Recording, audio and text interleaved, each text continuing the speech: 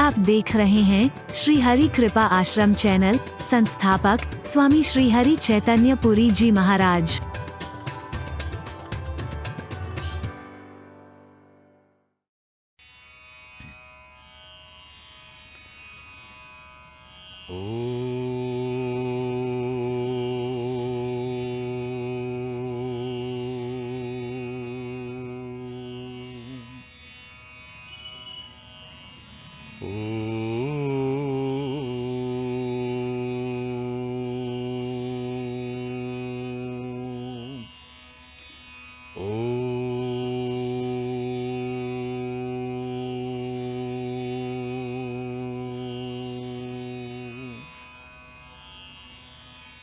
सर्वे भवन्तु सुखिनः, सर्वे सन्तु निरामया, सर्वे भद्राणि पश्यन्तु,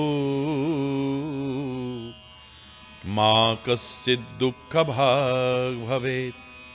ॐ शान्ति शान्ति शान्ति।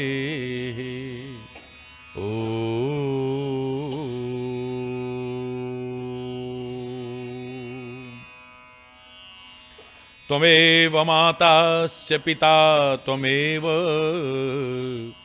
त्वमेव बन्धुश्च सखा त्वमेव, त्वमेव विद्या द्रविणं त्वमेव, त्वमेव सर्वं मम देव देव। ॐ शान्ति शान्ति शान्ति।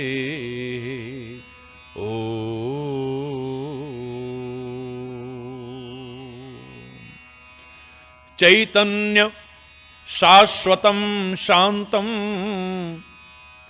व्योमातीतं निरञ्जनं नादबिन्दुकलातीतं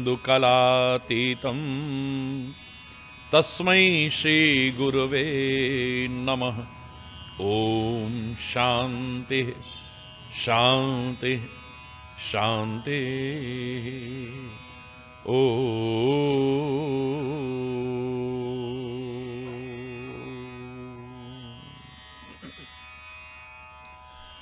जय जय नारायण नारायण हरि हरि, जय जय नारायण नारायण हरि हरि, जय जय नारायण नारायण हरि हरि, जय जय नारायण नारायण हरि हरि, जय जय नारायण नारायण हरि हरि, जय जय नारायण। तेरी लीला जग से न्यारी हरि, तेरी लीला जग से न्यारी हरि, भक्तों को लगती प्यारी हरि भक्त। नारायण नारायण हरि हरि, जय जय नारायण नारायण हरि हरि, जय जय नारायण नारायण हरि हरि, जय जय नारायण नारायण हरि हरि, जय जय नारायण। हम आए शरण तिहारी हरि, हम आए हम आए शरण तिहारी हरि, हम आए शरण तिहारी, अब राखो लाज हमारी हरि, अब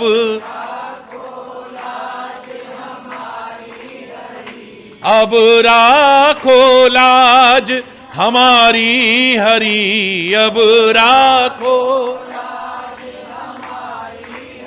नारायण नारायण हरि हरि, जय जय नारायण नारायण हरि हरि, जय जय नारायण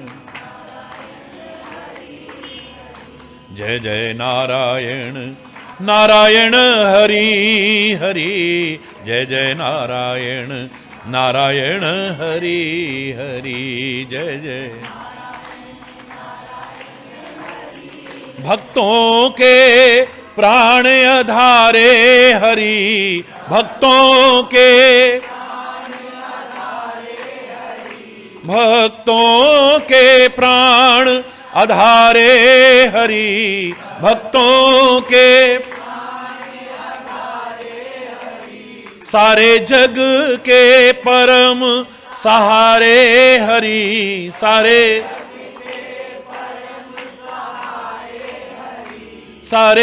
जग के परम सहारे, सारे जग के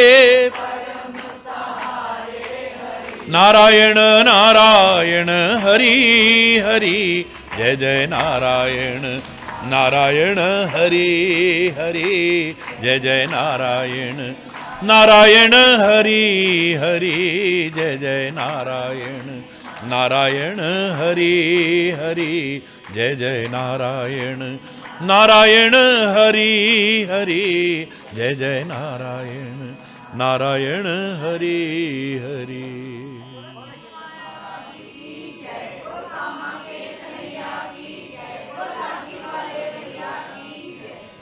हरि बोल हरि बोल हरि बोल।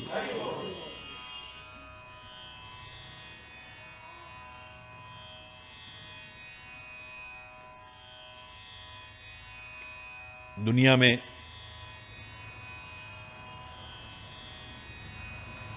एक बड़ी संख्या है लोगों की जो परमात्मा को मानती है। हालांकि हमारे मानने न मानने से परमात्मा के अस्तित्व पर कोई प्रभाव नहीं पड़ने वाला। हरि बोल। एक बड़ी संख्या है जो परमात्मा को मानती है और ऐसे लोग भी हैं जो परमात्मा को नहीं मानते।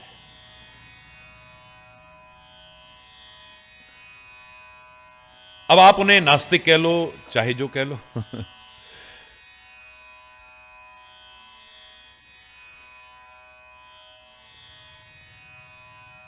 बड़ी संख्या है लोगों की जो परमात्मा को मानती है, विभिन्न प्रकार से मानती है, विभिन्न आधार से मानती है। कोई बोले राम राम, कोई खुदाए, कोई सेवे गुसैया, कोई अल्लाह। अपने अपने तरीके से मानते हैं लोग। कुछ लोग जो ये कहते हैं कि परमात्मा नहीं होता है, हम कैसे मान लें जब वो नजर ही नहीं आता है। तो याद करो, जिन्होंने ये प्रश्न किया कि परमात्मा नहीं होता है, तो मैंने उत्तर एक पंक्ति में हमेशा दिया था, अगर परमात्मा है नहीं तो जिक्र क्यों, और अगर है तो फिर फिक्र क्यों। अरे क्यों अपना समय बर्बाद करते हो? परमात्मा नहीं होता है, परमात्मा नहीं होता है, परमात्मा नहीं होता है, कुछ नहीं होता है, क्यों अपना टाइम बर्बाद कर रहा है? उसका जिक्र भी क्यों करता है फिर तो? अगर परमात्मा नहीं है तो उसका जिक्र क्यों, और अगर है तो फिर फिक्र क्यों? और जो ये कहते हैं कि परमात्मा जब दिखता ही नहीं हम कैसे मान लें, तो मैंने एक ही वाक्य में हमेशा उत्तर दिया है, जब कुछ नजर नहीं आता तो वही नजर आता है बस। जब तक तेरे को कुछ और नजर आ रहा है ना, तब तक परमात्मा नजर नहीं आ रहा। वो है ना मेरा, वो है ना मेरा, वो है ना मेरा, वो है ना मेरा। जब हर ओर से निराश हो जाएगा ना, तो उसके अलावा कुछ भी नजर नहीं आएगा तेरे को। हरि बोल। तो मानने वालों की भी संख्या बहुत बड़ी है, कुछ संख्या ऐसी भी है जो नहीं भी मानते हैं, और जो परमात्मा को स्वीकार करते हैं उनमें भी थोड़ा भेद सा देखा जाता है। बहुत से लोग निराकार मानते हैं, बहुत से लोग साकार मानते हैं। तो परमात्मा फिर निराकार है या साकार है? अज्ञानी लोग विवाद करते हैं, बहस करते हैं, व्यर्थ के कुतर्क करते हैं, एक समझदार कहेगा कि परमात्मा के अलावा है क्या?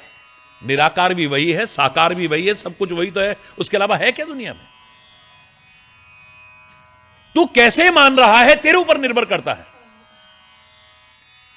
अब तू सामने एक सुंदर मूर्ति रख करके, सुंदर स्वरूप विराजमान करके परमात्मा का नाम लेता है, बड़ी अच्छी बात है। तो हवन करते हुए, यज्ञ करते हुए परमात्मा का नाम लेता है, बड़ी अच्छी बात है। तू आंखें बंद करके परमात्मा का नाम लेता है, बड़ी अच्छी बात है। आंखें खोल करके लेता है, बड़ी अच्छी बात है। ले तो सारे परमात्मा का नाम ही रहे ना। हरि बोलना, जोर से बोलो ना। अब चाहे निराकार मानता है, चाहे साकार मानता है,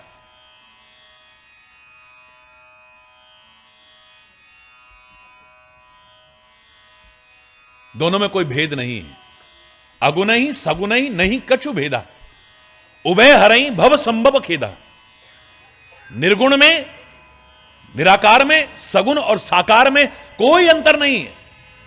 वो परमात्मा जो निराकार है, अजन्मा है, अगोचर है, अकथनीय है, वही जब भक्त पुकारते हैं तो साकार होकर के आ जाता है। जब जब किसी ने पुकारा है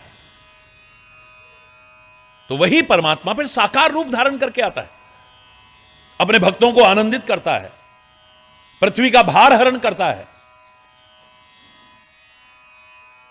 परित्राणाय साधुनाम, सज्जनों की रक्षा करता है, अधर्म का विनाश करता है। आज से नहीं, हमेशा हमेशा से वो परमात्मा भक्तों की पुकार पर आता रहा, आ रहा है और आगे भी आता रहेगा।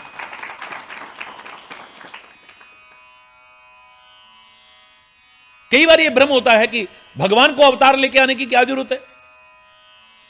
जो काम परमात्मा अवतार लेकर के करते हैं, चाहे राम रूप में करें, चाहे कृष्ण रूप में करें,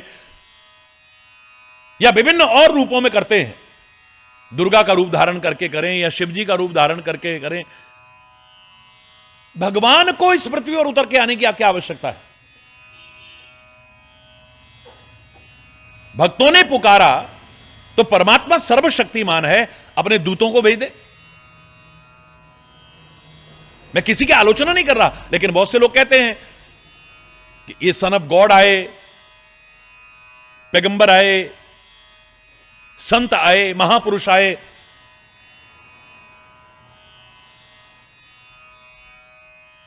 एक बड़ी संख्या ऐसी है जो कभी नहीं कहती कि भगवान उतर करके आ गए। उन्होंने महापुरुषों को भेजा, उनसे काम करवाया। और वैसे भी परमात्मा सर्वशक्तिमान है, चाहे अधर्म का विनाश करना हो, राक्षसों का वध करना हो, धर्म की संस्थापना करनी हो, वो तो जहां है वहीं से कर सकता है। सारा रिमोट कंट्रोल तो उसके हाथ में है ना। भाई मृत्यु क्या है, एक बात बताइए, जिसके अंदर से वो निकल गया समझो क्या हो गई, और जिसके साथ संयोग हो गया क्या हो गया, जन्म हो गया। जन्म और मृत्यु की परिभाषा क्या है? परमात्मा का संग समझो जन्म, और परमात्मा का वियोग समझो मृत्यु। आत्म रूप से वही परमात्मा सबके अंदर बैठा है, जहां से निकल गया बहुत हो गई। अब उसके लिए तीर कमान चलाने की क्या जरूरत है? वो तलवार लेकर के आने की क्या आवश्यकता है? वो त्रिशूल धारण करने की क्या आवश्यकता है? हरि बोलना, जोर से बोलो ना। मैं अज्ञानी तो नहीं कहूंगा, लेकिन अल्पज्ञ कह सकता हूं, यानी जिनको जानकारी पूरी नहीं है। ये तरह तरह के तर्क किया करते हैं, तरह तरह की बहस किया करते हैं, तरह तरह के नए नए विवाद पैदा करते हैं, धर्म को लेकर के, संस्कृति को लेकर के। कोई भी ज्ञानवान इस तरह की वार्ता कभी करता हुआ नहीं मिलेगा, क्योंकि जितने भी संत हुए, जितने महापुरुष हुए हैं, उन्होंने सबको जोड़ने की कोशिश की, तोड़ने की कोशिश नहीं की। कोई भी संत, कोई भी महापुरुष, कोई भी गुरु, कोई भी दिव्य आत्मा लोगों को तोड़ने के लिए नहीं आता, सबको जोड़ने आता है, एक करने आता है। अब इस तरह की बातें करेंगे नहीं, तुम गलत कर रहे हो, तुम गलत कर रहे हो, तो टूटेंगे, बटेंगे, एक हो ही नहीं सकते कभी भी। हरि बोल। तो ये अज्ञानी लोग करते हैं, अल्पज्ञ लोग करते हैं। क्योंकि a little knowledge is always dangerous. नीम हकीम खतरे जान। जिनको अधूरा ज्ञान होता है उन्हीं के मन में तरह तरह की शंकाएं आती हैं, वही तरह तरह के कुतर्क करके विवाद पैदा करने की कोशिश करते हैं। मेरे को याद है कि आज से करीब 35 साल पहले मेरे से भी किसी ने प्रश्न किया था, भगवान को आने की क्या आवश्यकता है? अरे भक्तों ने पुकारा, वो आ गया। भक्तों ने पुकारा, उनकी रक्षा करने के लिए, पृथ्वी की रक्षा करने के लिए वो आ गया। अरे वो तो अपने दूतों को भी भेज सकता था ना। तो याद करो मैंने क्या कहा था, जो आज तू प्रश्न कर रहा है ये बहुत सदियों पहले एक शहंशाह से उसके वजीर ने किया था।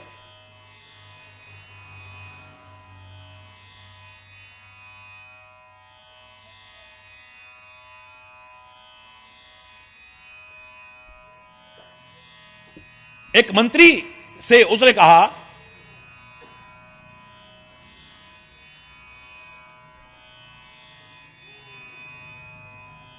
मंत्री ने कहा कि जहांपना आप हमेशा इस बात पर विवाद करते हो, मैं आपसे पूछना चाहता हूं कि आप नहीं मानते कि भगवान इस धरा पर आता है? बोले मैं नहीं मानता हूं। सन ऑफ गॉड आ सकते हैं, पैगंबर आ सकते हैं, संत महापुरुष आ सकते हैं, लेकिन भगवान को उतर करके आना पड़े, मैं नहीं मानता।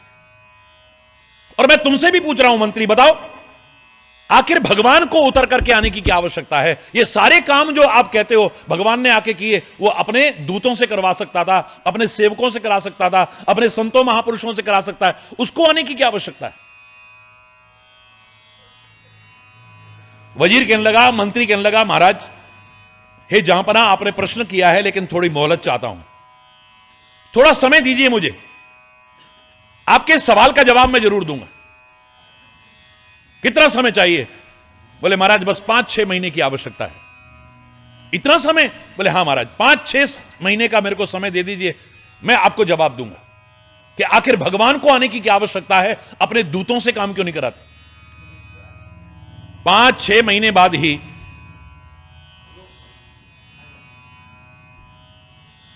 शहंशाह के बच्चे का जन्मदिन था। बड़ी धूमधाम से मनाने की तैयारियां हो रही थी। मंत्री आया, कहना महाराज अगर आपकी आज्ञा हो तो इस बार नौका विहार करते हुए क्यों ना मनाया जाए।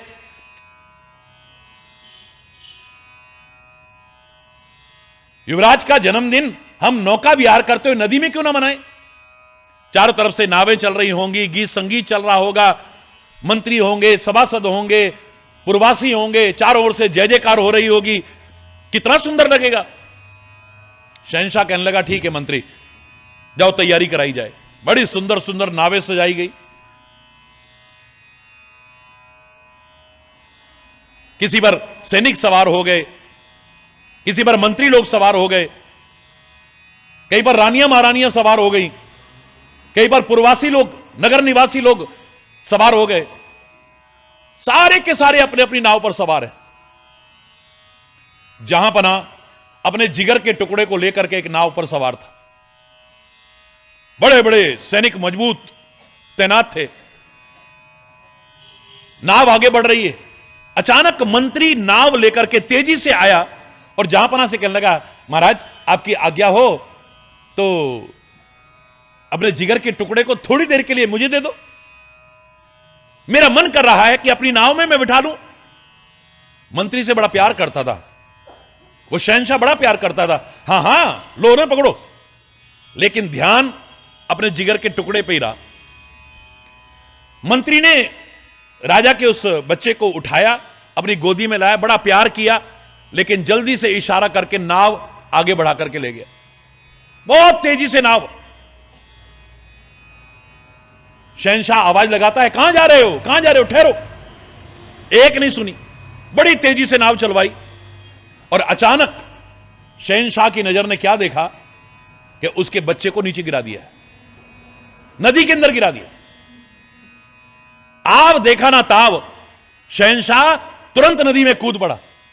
तैरना जानता था, डुबकी लगाई, अंदर ही अंदर अंदर अंदर गया, जाकर के अपने जिगर के टुकड़े को उठाया, नदी के किनारे लाया, ला करके उसको ऐसे ऐसे दबाने लगा, उसका पानी निकालने लगा, लेकिन देखा ये तो नकली है, ये तो उसका हम शक्ल पुतला है। किसने जरूरत की है इतनी? ये बेहुदा मजाक किसने किया है हमारे साथ? किसकी इतनी हिम्मत हुई है? किसकी मौत आ गई सामने? मंत्री कहता है महाराज अपराध क्षमा हो, ये अपराध मैंने किया है। तुमने? बोले महाराज मैंने आपसे कहा था आपके प्रश्न का उत्तर दूंगा, लेकिन 5-6 महीने बाद दूंगा। आपने मेरे से एक प्रश्न किया था कि भगवान को पृथ्वी पर आने की क्या आवश्यकता है, वो अपने दूतों को क्यों नहीं भेजता, अपने सैनिकों को क्यों नहीं भेजता, संतों महापुरुषों पीर पैगंबरों को क्यों नहीं भेजता, खुद आने की क्या आवश्यकता है? मैं आपसे पूछता हूं, आपको लगा कि आपका बेटा डूब रहा है, आपके पास तो इतने सैनिक थे, इतने गोताखोर थे, इतने प्रजाजन थे, आपने इशारा करके उनको क्यों नहीं कहा मेरे बेटे को कुछ हो जाता तो? बोले जैसे आपको लग रहा है ऐसे हमारे परमात्मा को भी लगता है। वो परमात्मा भी अपने भक्तों की पुकार पर, करुणामयी पुकार पर रह नहीं पाता, रोक नहीं पाता अपने आप को, कूद पड़ता है, हम मानवों के बीच आ जाता है, हम मानवों जैसा बनकर के हमें सिखाने की कोशिश करता है, हमारी रक्षा करता है, हमें आनंदित करता है। यह विवाद का विषय नहीं है, यह भावना का विषय है। वो परमात्मा अपने भक्तों की करुण पुकार सुन करके अपने आप को रोक नहीं पाता है, पृथ्वी की पुकार सुन करके अपने आप को रोक नहीं पाता है, भक्तों सज्जनों की पुकार सुन करके अपने आप को रोक नहीं पाता है। बस यहीं से उसका साकार रूप प्रारंभ हुआ, यानी अवतार की कथा प्रारंभ हो जाती है। हरि बोल। यहीं से परमात्मा का अवतार, जब जब आवश्यकता पड़ी है परमात्मा अवतार लेकर के आते रहे, आ रहे हैं और आगे भी आते रहेंगे। अवतार का अर्थ क्या है? अवतार का तात्पर्य है उतर आना, अवतरण यानी नीचे उतर आना। नीचे उतर आने से तात्पर्य ये नहीं कि कहीं आकाश में बैठा है तो पृथ्वी पर आ जाता है, वो कहां नहीं है। ऐसी कौन सी जगह है जो जहां वो ना हो? वाल्मीकि ने यही तो कहा था, हे प्रभु आप कहते हो कि मैं कहां रहूं, मुझे कोई जगह बताओ, तो मैं आपसे कह रहा हूं जहां आप ना हो मुझे वो जगह बताओ, तो मैं आपसे कह दूं कि जंगल में वहां जाकर के रहना। ऐसी कौन सी जगह है जहां आप ना हो? कण कण में आप समाये हैं, जर्रे जर्रे में समाये हैं। इसी में तो सारे विवाद खत्म हो जाते हैं। मूर्ति में क्या भगवान बैठा हुआ है? तू बता दे भाई भगवान कहां है? जी वो तो कण कण में है, जर्रे जर्रे में है, सर्वव्यापक है। मैंने कहा झूठ बोल रहा है तू। अगर कण कण में है तो फिर मूर्ति में क्यों नहीं? अगर जर्रे जर्रे में है तो ये क्या कण कण से बाहर है, जर्रे जर्रे से बाहर है? मूर्ति में ही भगवान है, मैंने कभी नहीं कहा, लेकिन मूर्ति में भी भगवान है, ये तो तूने भी कह दिया है? अगर वो सर्वव्यापक है, सब जगह है, तो फिर मूर्ति में क्यों नहीं? एक जगह पर भी अगर कहते हो इसमें भगवान कहां से आ गया, तो इसका मतलब आप उसको सर्वव्यापक नहीं मानते हो। सारा विवाद खत्म हो जाता है खाली इतनी सी बात पे। हरि बोल। जोर से बोलो, और जोर से बोलो। अगर वो सर्वव्यापक है तो कहां नहीं है? इसमें कहां से आ गया, उसमें कहां से आ गया, ये प्रश्न फिर नहीं उठते हैं। ये प्रश्न उठाना उसकी सर्वव्यापकता पर प्रश्न चिन्ह लगाना है।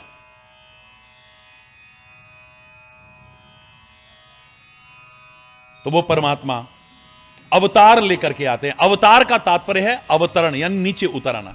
आकाश से नीचे उतर आना नहीं, अपने ऊंचे पद से नीचे आ जाना। अपने ऊंचे पद से नीचे आ जाना। और उससे ऊंचे पद पर कौन है कोई? भयानाम भयम भीषणम भीषणानाम गति ही प्राणिनाम पावनम पावनानाम महोच्चै पदानाम नियंत्रत्वमेकम परेशाम परम रक्षणम रक्षणानाम। महोच्चै पदानाम, सबसे ऊंचे पद पर तू प्रतिष्ठापित है। तेरे से ऊपर कोई ना था, ना कोई है और ना कोई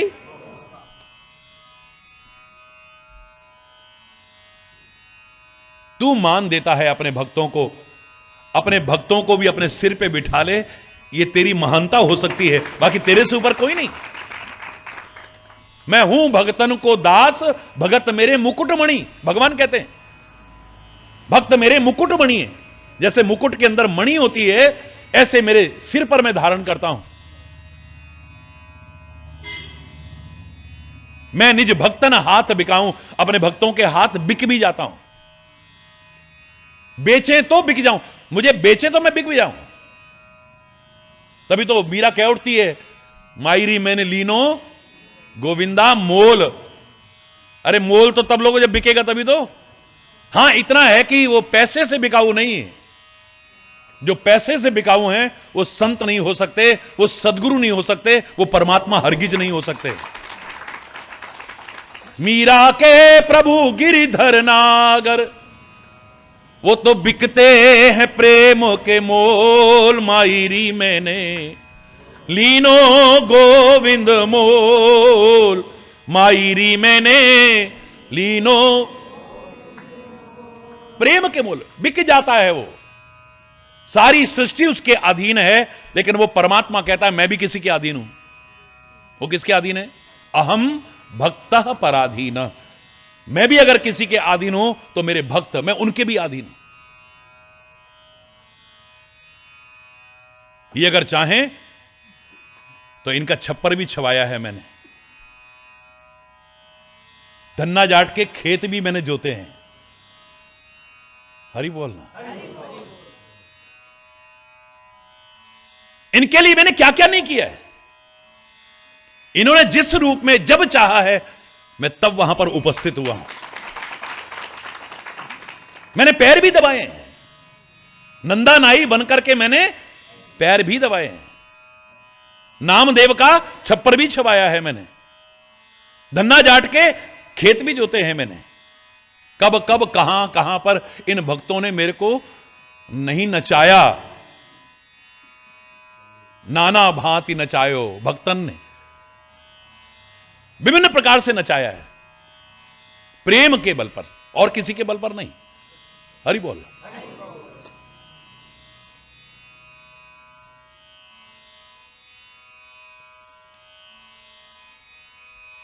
तो वो परमात्मा महोच्चय पदानाम, सबसे ऊंचे पद पर है, उससे ऊपर कोई नहीं है। भक्तों को अपने भी ऊपर रखता है, संतों को अपने भी ऊपर रखता है, ये उसकी महानता है। संतों को कितना महत्व देते हैं। रामायण में भगवान संतों की महिमा गाते हैं, और रामायण में नवदा भक्ति बताते बताते, अपनी भक्ति बताते बताते कहते हैं कि संतों की भक्ति मेरी भक्ति से भी ऊपर मानना। सातवीं भक्ति पर आते आते तुम्हें मैं सात नजर आने लग जाऊं, हर जगह पर मैं नजर आने लग जाऊं, कहीं पर कोई भेदभाव ना रह जाए। सातम मोही में सब जग देखा, और मोते अधिक संत कर लेखा। मेरे से भी बढ़कर के तब किसी को मानो तो संत को मानना, किसी और को नहीं। गुरुवाणी भी कितने प्यारे शब्दों में कहती है, आस अनेक त्याग तरंग, संत जना की तूड़ मन मंग। तेरे को संतों के चरणों की धूली मिल गई, तेरे जीवन का उद्धार हो जाएगा। हरि बोल। साध की महिमा, साध की महिमा गुरुवाणी में भी कितनी गई। तो भगवान संतों को महत्व देते हैं, भक्तों को महत्व देते हैं, अपने से भी ज्यादा देते हैं। ये उनकी महानता हो सकती है? भगवान कहें कि हनुमान मैं तेरा कर्जा कभी नहीं चुका पाऊंगा, लेकिन हनुमान कहता है जो किया है ये आपका प्रताप है, मेरी कोई महिमा नहीं है। मेरा आपकी कृपा से, भक्त क्या कहे, मेरा आपकी कृपा से सब काम हो रहा है, करते हो तुम कन्हैया, मेरा तो नाम हो रहा है? भाई आप चाहो तो राई को पर्वत बना दो, पर्वत को राई बना दो। आपको किसी से काम करवाना हो, आपके लिए कौन सा मुश्किल है? आप मेरे जैसे पता नहीं कितने हनुमान पैदा कर दे हो। नाथ कटक मह सो कपि नाई, जो न तुम्हें जीते रणमाई। अरे रावण महाराज, पूरी सेना का एक बंदर भी ऐसा नहीं जो आपको युद्ध में न जीत सके। है? हरि बोल, हरि बोल, ये भगवान की विशेषता है, महानता है, हमको सिखाने के लिए कि हमारे प्रति कोई इतना सा भी उपकार करे हम उसे कभी ना भूलें, और हम दूसरों पर करें उसे भूलने में भलाई है। हमारे पर कोई करे इतना सा भी उपकार, हम उसे कभी ना भूलें, चाहे प्रति उपकार कितना भी क्यों ना कर दें, बदले में कितना भी उसके लिए कर लें, लेकिन उसको कभी मत भूलना।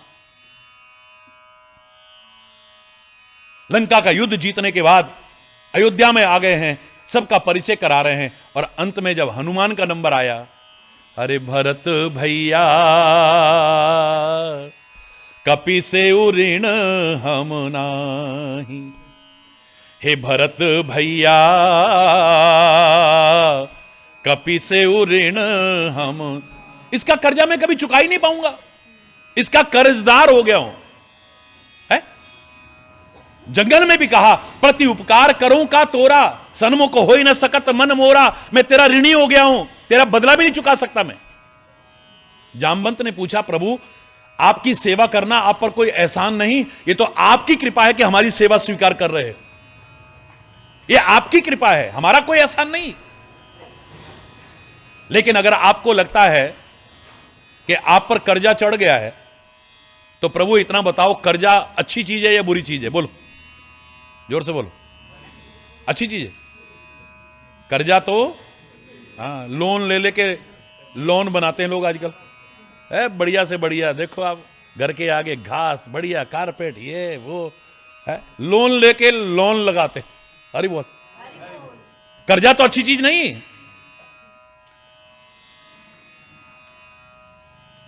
और आप कहते हो कि कर्जा चढ़ गया है मेरे पर। अगर आपको लग रहा है, पहले तो है नहीं, आपको लगता है, तो कर्जा तो उतार देना अच्छा है। भगवान राम कहते हैं इसका कर्जा मैं कभी उतारना ही नहीं चाहता है। किसी पर कर्जा हो और वो कहे कि मैं कर्जा उतारना नहीं चाहता, ये ईमानदारी है बेईमानी?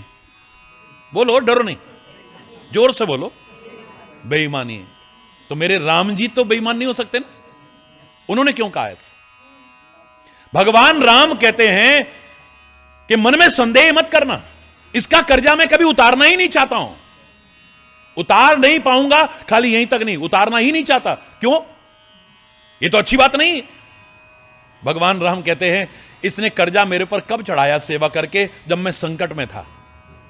जब मैं संकट में था, सीता की खोज करने के लिए गया, लक्ष्मण मूर्छित हुआ तो संजीवनी बूटी लाया, मेरे को और लक्ष्मण को अहिरावण उठा के ले गया पाताल लोक में, वहां से बचा के लाया। जब जब भी इसने सेवा की है, संकट के समय सेवा करके मेरे पर कर्जा चढ़ाया है। कर्जा कब उतरेगा? जब ये संकट में आए और मैं सेवा करूं, बदला तो तभी उतरेगा ना। जब मैं संकट में था तब इसने मेरे पर कर्जा चढ़ाया, इसके संकट में मैं काम आऊं तभी तो कर्जा उतरेगा। मैं तो चाहता हूं इस पर कभी संकट आए ही ना, तो मैं इसका कर्जा क्यों उतारूं?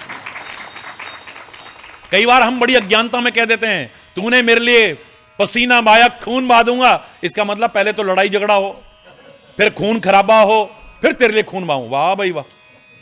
अरे मौका आए तो पीछे मत हटना, लेकिन कहना है परमात्मा इसने मेरे लिए पसीना बहाया है, भगवान इस पर कभी पसीना बहाने की भी नौबत ना आए, इस पर कभी कोई संकट ही ना आए, है? संकट ही ना आए इसके ऊपर कभी भी। यह परमात्मा की विशेषता है। वरना मोहोच्चयी पदानाम, सबसे ऊंचे पद पर प्रतिष्ठापित होकर के सारी सृष्टि का नियंत्रण कर रहा है वो, तो उस ऊंचे पद से नीचे उतर आना। तभी तो मैं कई बार कहता हूं, प्रारंभ में लोग थोड़ा सा असमंजस में आ जाते थे, महाराज जी क्या बोल रहे हैं। मैंने कहा अवतार खाली भगवान का नहीं होता है, अवतार किस किस का होता है जानते हो? माता पिता का भी अवतार होता है। इसलिए माता पिता का सम्मान हमेशा करना। माता पिता का भी अवतार है। आप कहोगे अवतार कैसे होता है माता पिता का? अवतार का अर्थ ही यही है, नीचे उतर आना। तो माता पिता अपने स्टैंडर्ड से नीचे उतर आते हैं। कितने भी पढ़े लिखे हों, तेरे को सिखाने के लिए क्या करते थे? ओ यो यो यो यो मम ले ले ले ले ले। अभी उनका स्टैंडर्ड है? तेरे को सिखाने के लिए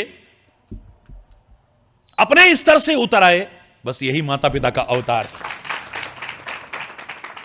शिक्षक का भी अवतार होता है, अपने अपने स्टैंडर्ड से नीचे उतर, एमए, पीएचडी, पता नहीं कौन कौन सी डिग्रियां, इतनी सारी डिग्रियां हैं, लेकिन पहली क्लास में पढ़ाने चला गया, का से कबूतर, बच्चों की टोन में बोल रहा है, उनके स्तर पर बोल रहा है।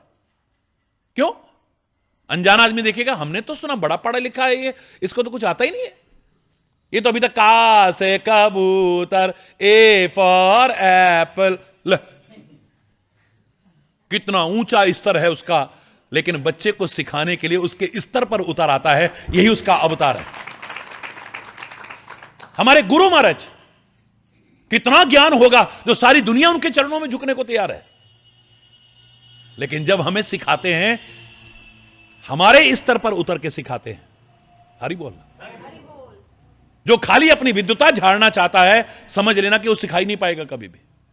हमारा उद्देश्य, सिखाने का उद्देश्य क्या होना चाहिए? सामने वाले के समझ में आए कुछ। सामने समझ में ना आया, इतना मुश्किल मुश्किल भाषा बोलते रहे,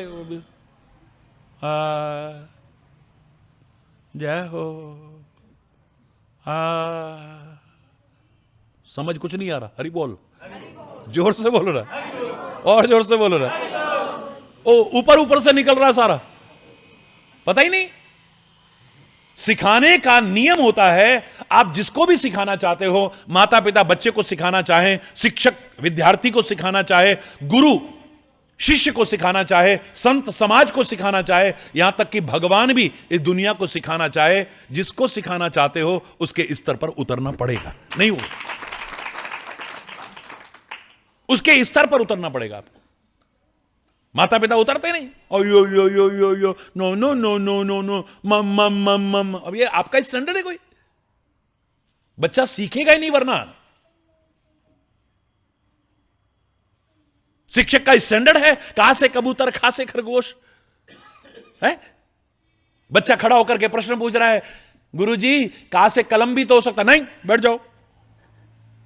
जब उसका स्टैंडर्ड बच्चे का बढ़ जाएगा, अगली क्लास में जाके कहा, हाँ बेटा, अब कलम भी बन सकता है, कबूतर भी बन सकता है, कमल भी बन सकता है, ये भी बन सकता है, वो भी। अगली क्लास में जाएगा, वाक्य बनाना सिखा देगा।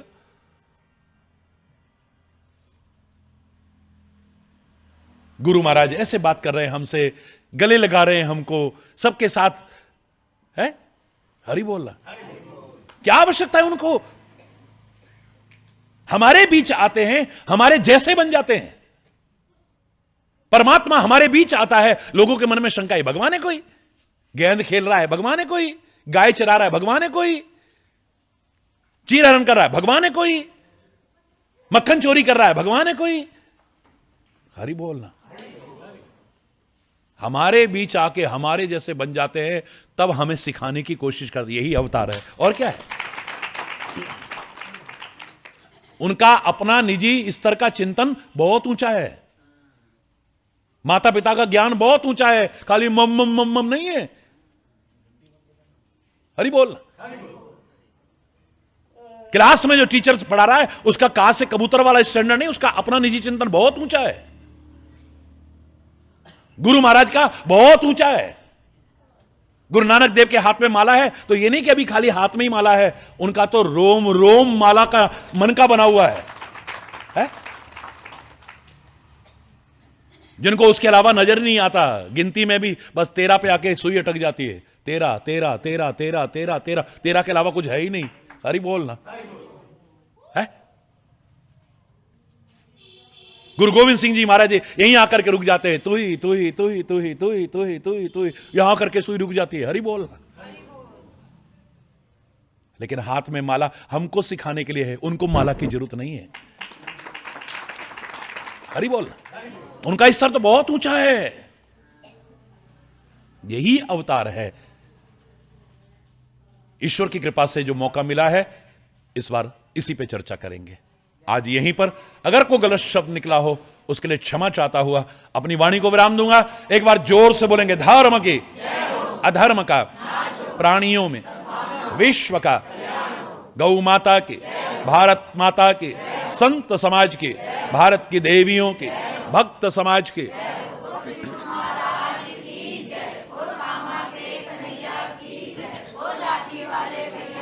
बोलो वृंदावन बिहारी लाल की जय, जय जय श्री राधे